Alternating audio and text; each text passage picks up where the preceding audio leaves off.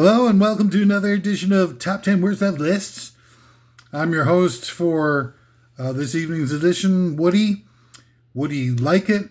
And on today's list, we're going to delve into something of a really informational nature that I think is going to benefit a wide array of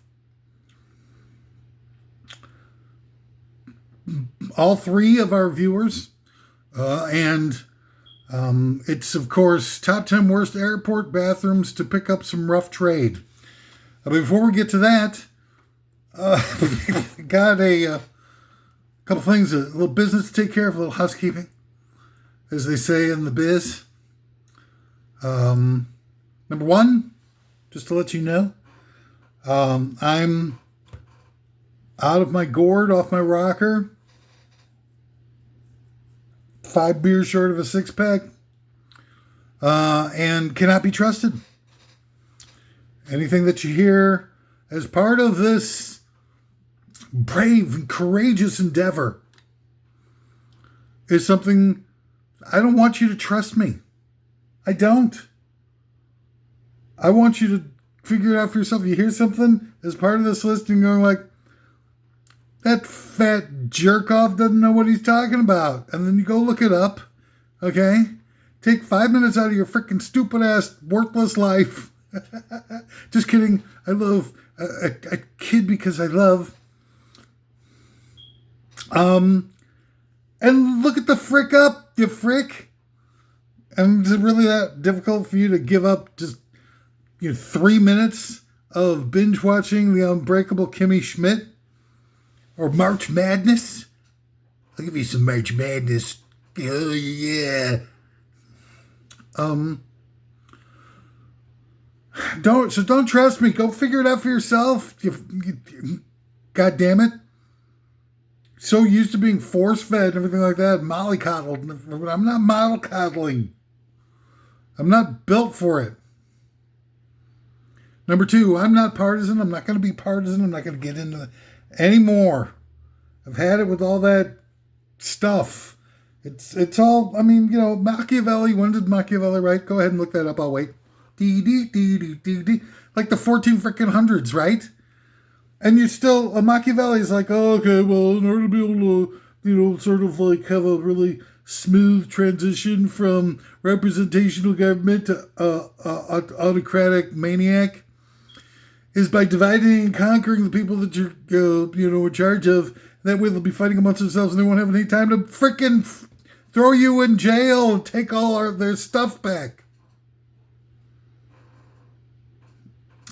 You can go ahead and keep playing the games, but goddammit, I've talked to people on both sides of the equation. And there are, sure, there's hateful people out there. I'm not talking about like the Proud Boys and these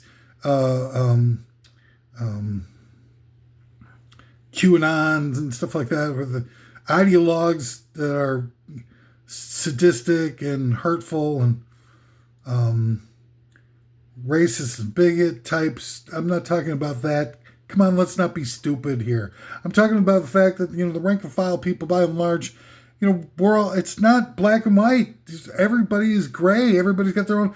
I think that, a lot of people, maybe, most people, even want to have a better future than they had. They want to get off on some rockin' jams. They want to laugh. They want to be able to have fulfilling lives. Most of them, they want a side piece now, okay? According to, I think it's Luke Bryan, they want to have a chicken fried, cold beer on a Friday night, a pair of jeans that fit just right, with the radio on. I think just about everybody could get down with a little bit of, good-fitting jeans. Huh? Of course, it's American tradition. So, let's do a little more, sort of like, just to be a little bit more patient with each other. And, I'm down with the golden rule, man. I don't think that the human race has much time left. I think that they're going to manufacture some kind of tragedy that will provide a bridge for them to be able to start rolling out the AI cybernetic robot army as domestic. I mean, they're already putting ICE in replacing the unionized TSA workers, union busting, by the way, in the airports.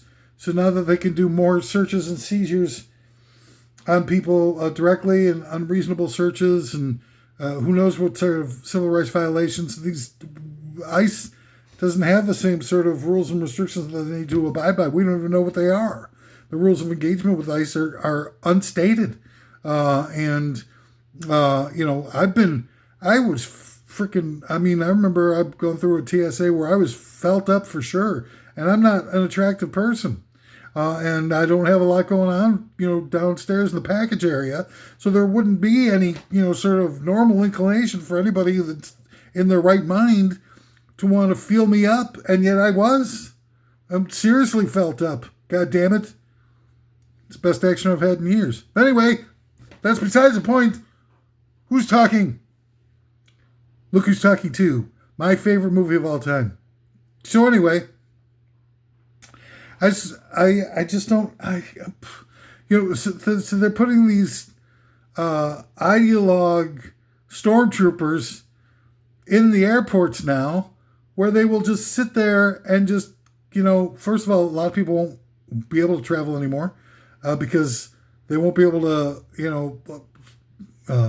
live with the idea of the possibility of ICE, pulling a fast one on them. And who knows what these guys do? They've been, based on what news media would report, they're arresting a lot of innocent people and shooting a lot of people in the face. So now you're putting those people inside the airports and you're busting a gigantic union at the same time, which you're,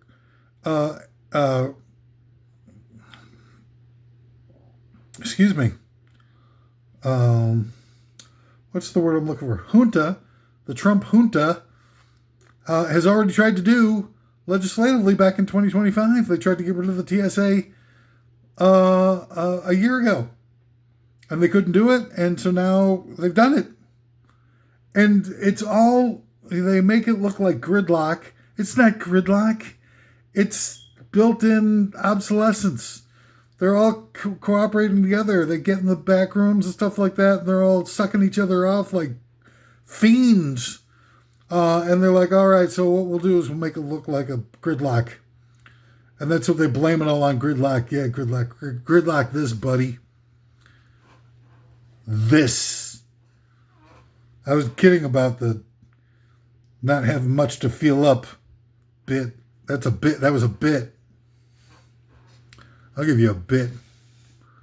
So where was it? I mean, so that's what I'm talking about. I'm not talking about like, turning my eye on cruelty or bigotry or anything like that. I'm not looking to ruin somebody's life because they dead named somebody inadvertently.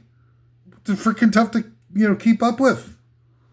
I want to be, like sensitive to people and make sure that,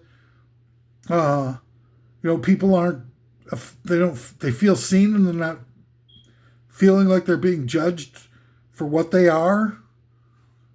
But it's tough.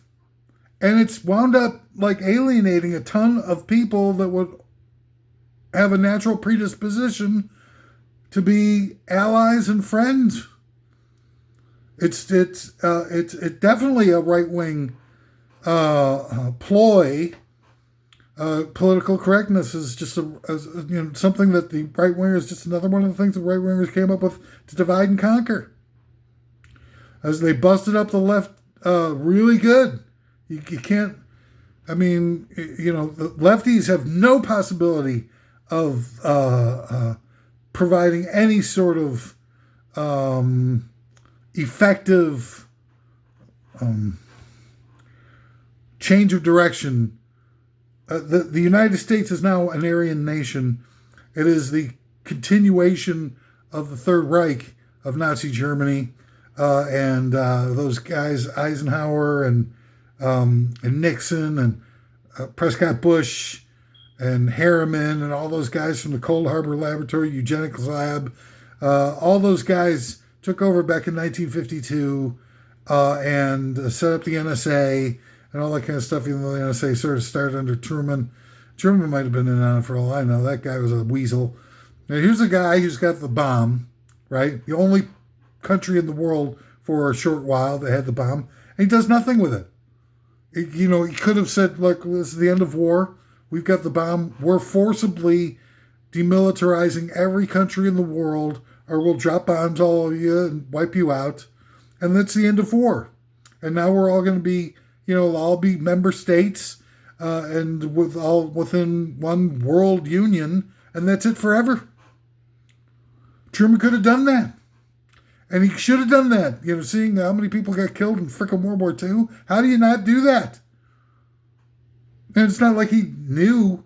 I mean, that he could have imagined that the nuclear bomb would stay sole proprietary of the United States without doing something aggressive to prevent anybody else from getting it. So this is the one guy in all throughout history. Could have been Alexander the Great and turned out to be Alexander the Douche. So I, set up the NSA, really became more important under Eisenhower. Eisenhower's the head of the military. When they make the head of the military the head of the civilian government, you've got to expect problems.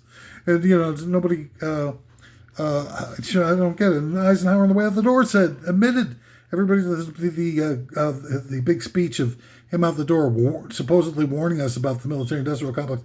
He wasn't warning us about the potential of a military-industrial complex in the future. He was telling us that the military-industrial complex already took over in the form of, a clandestine military junta that had already been established. He said we're going to have to allow for, to have compromises, to just be patient with it, because the threat of communism and, the godless communists was, too much to let up. He had to turn it over to the military in order to be able to contend with the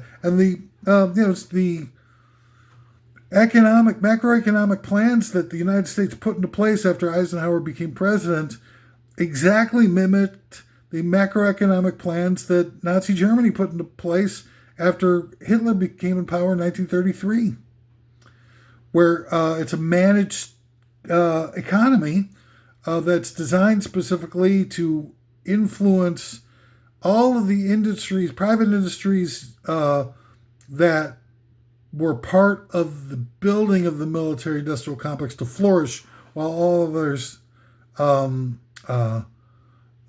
left to die on the vine. So you'd get in Nazi Germany they built the Autobahn. In the United States they built the interstate highway system. And that's because that they couldn't have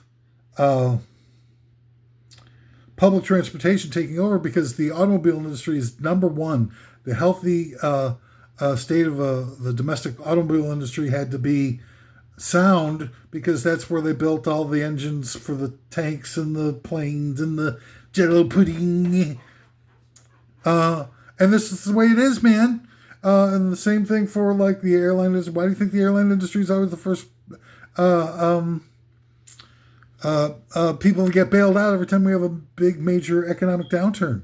It's because the airline industry, the private airline industry, is what helps pay for all the research and development, all the training of pilots, all the parts that they need, everything like that for the Air Force.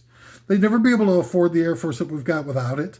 They'd never be able to afford to build a freaking tank if you didn't have a private automobile industry. It would cost $1 billion just to get a gallon of gas out of the ground. It's the economies of scale of having a big, healthy automobile industry that makes gas, somewhere between $3 and $5 a gallon, without which, it would be astronomical. They'd never be able to do it.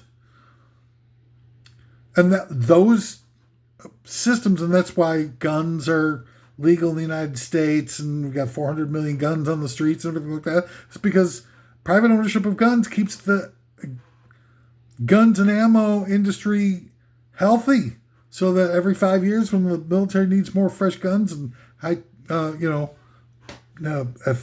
potent highly potent guns and stuff like that, it's ready to go. Otherwise, every 5 years when they make a gun order, all the craftsmen and everything necessary to be able to develop and manufacture top-notch weaponry would all be off doing other jobs. All the factories would be mothballed and everything like that. There's no way they could do it. And all of that is exactly what the tenets of the macroeconomic tenets of National Socialism. It's where we got it from. And it all happened under Eisenhower. You rotten, stupid, ignorant jerk off. I mean, what do you think? You just skate by and just keep watching TV and betting on your March Madness and sucking off your girlfriend's mom or whatever it is that you're doing to waste your lives away. You thought you just keep going forever. Well, you can't keep going forever. I'm here as a wake-up call. I pray God that you take heed and you finally do something with your freaking worthless life. Worthless. You're worse than worthless. You know what you are? You are a goddamn pathetic enabler of fascism in the world.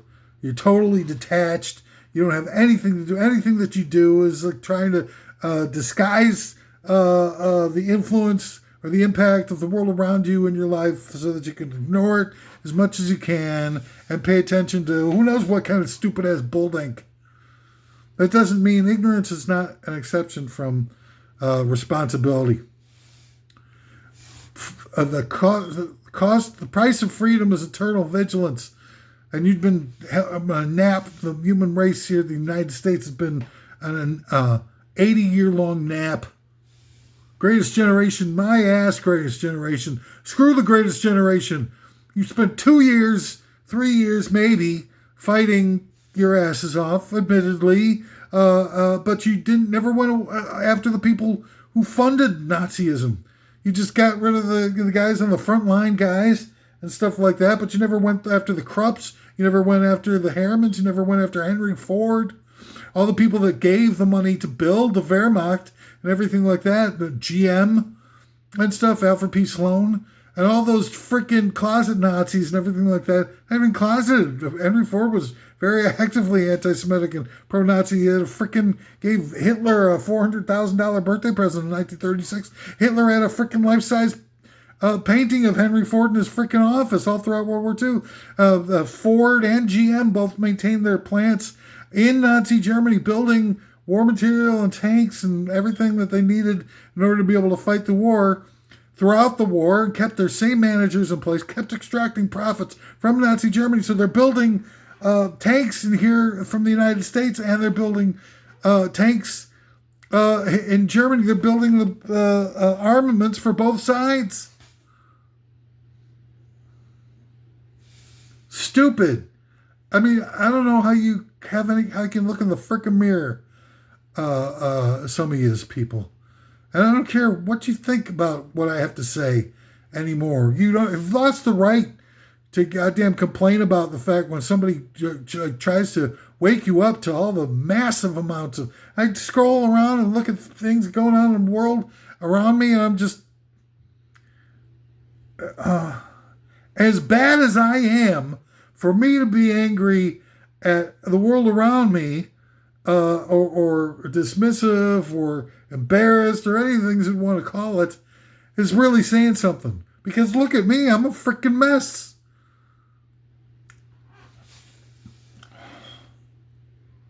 You people I see people that walk on the street. I had a doctor appointment. The doctor said, "We can't see you anymore because when you come into the doctor appointment, all the people in the office area think you're going to drop dead on your way to the exam room."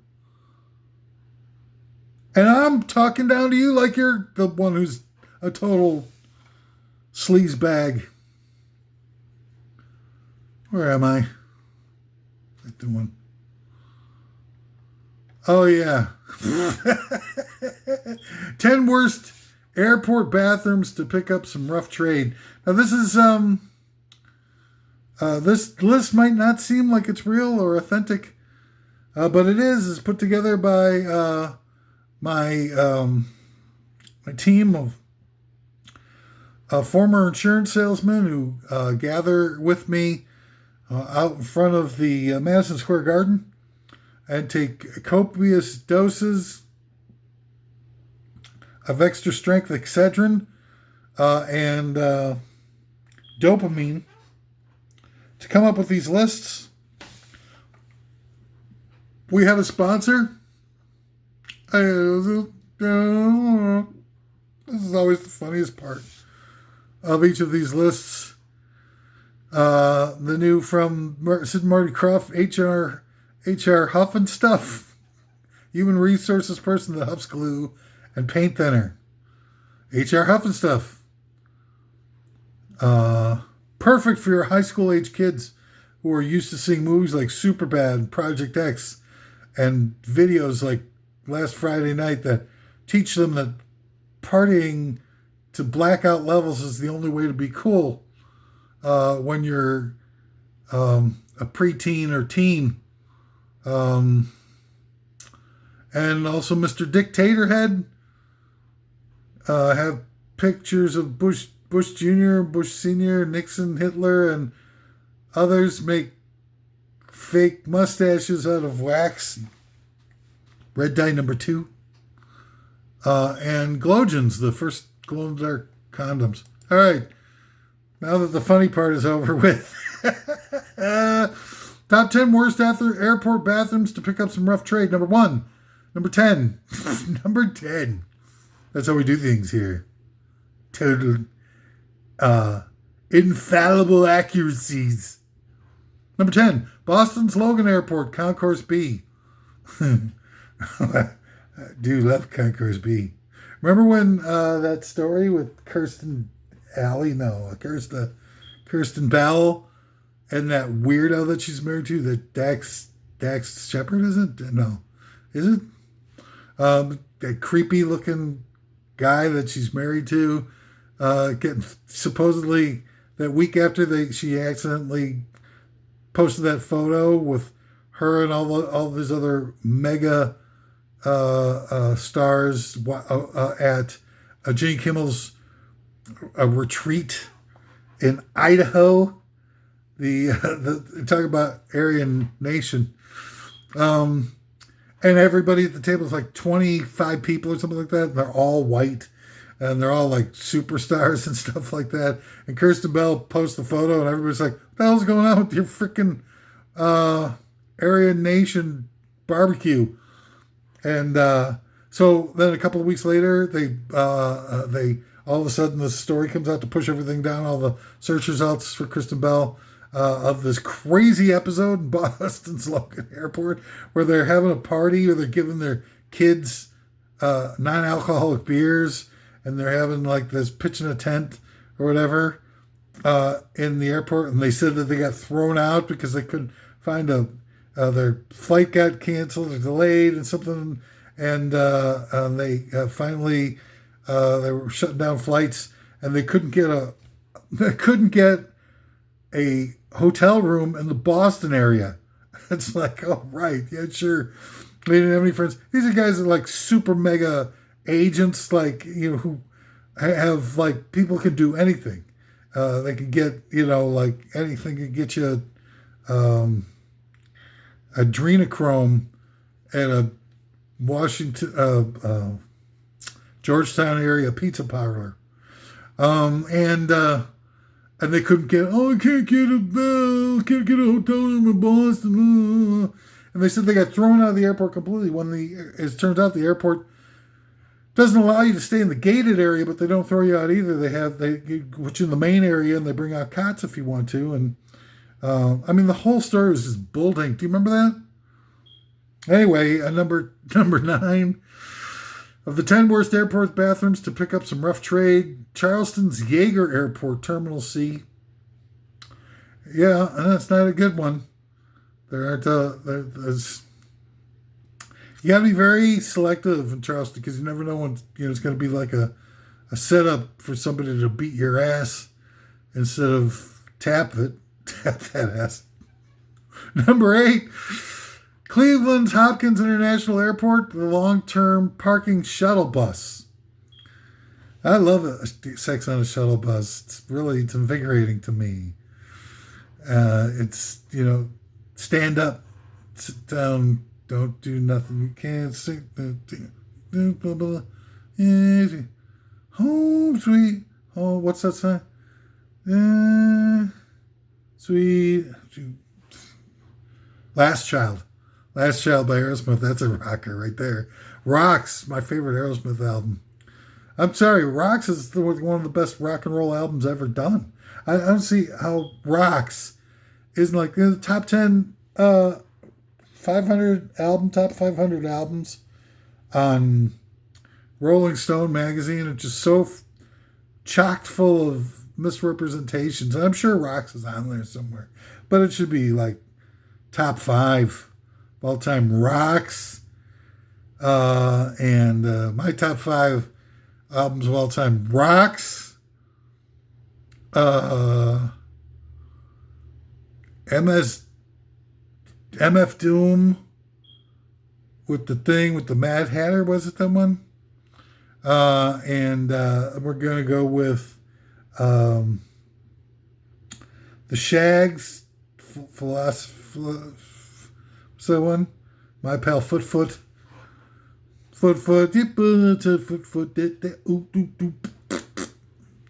That one. Last Poets, their debut album. Got to put that on there. And then top album of all time, I'm going to go with the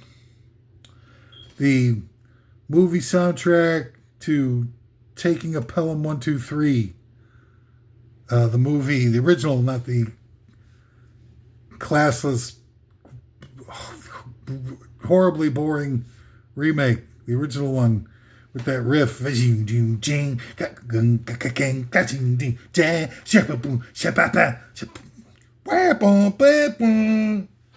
don't know what's on the rest of that soundtrack. To be honest with you, I've only listened to the opening number. That opening number is good enough to make that soundtrack album the greatest album of all time, number 1. So where was I? Oh, number 7 of the top 10 worst airport bathrooms to pick up some rough trade. Denver International Airport in the food court Sbarro's. They got this area that people used to talk about, but it's got this Illuminatus painting and stuff. That would be another probably good place where you could pick up on some action with the Illuminatus section. I don't know what they call it. They got this weird something.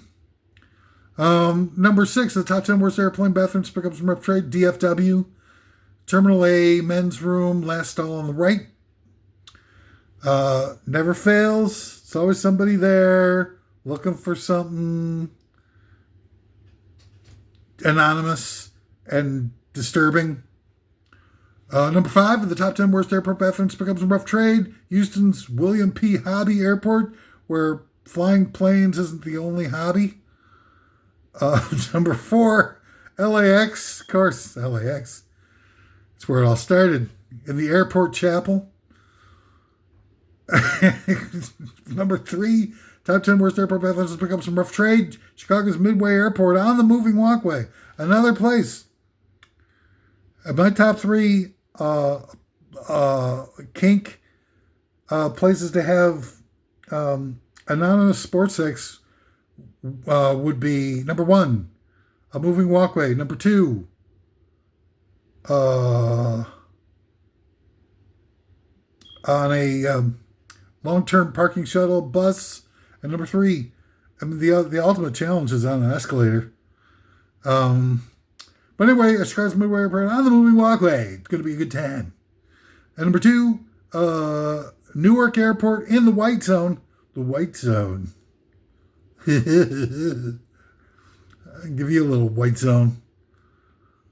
Anyway, number 1 of the top 10 worst airport bathrooms to pick up some rough trade. SEATAC Airport in the enhanced pat-down area. There's a last child. Who knows what the hell he says in that one? What does he say in those things? That Steven Tyler guy needs to work on his enunciation. Well, anyway, that's all the time we've got for the top 10 worst of. Today, I'm sure that you found this particular episode enlightening. I want to remind everybody, everything I've said here is opinions. And, I think you could probably tell by my comportment and my dedication to exactitudes, pulchritudes, and pontifications, how committed I am in a search for the ultimate objective truth. It's my life's work.